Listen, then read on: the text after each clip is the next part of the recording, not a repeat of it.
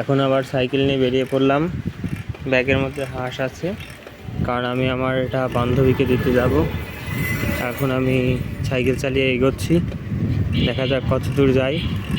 এবং আশা করি আমাদের এইখানে গ্রামীণ পরিবেশে যে সুন্দর পরিবেশটা আছে ইনশাল্লাহ দেখাবো। রাস্তাটা সুন্দর লাগছে, জানি না কেন সুন্দর লাগছে,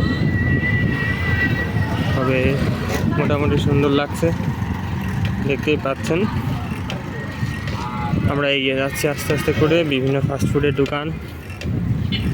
অবশ্য এটা একদম টোটালি গ্রাম বলা যাবে না, কিছুটা শহর কিছুটা গ্রাম, ওয়ান কাইন্ড অফ মিক্স বলা যেতে পারে।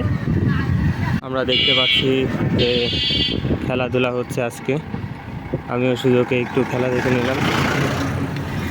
এটা একটি গ্রামীণ হাট, বা বলতে পারেন যে যে গ্রামের মোড়গুলো আছে সেই মোড়গুলোতে এখানে ছোটো ছোটো জিনিসগুলো, টাটকা জিনিসগুলো বিক্রি হয়। আমরা আস্তে আস্তে চলে আসলাম মোটামুটি এইখানে, বেশ আমাদেরকে হাওয়া ভবন বলে।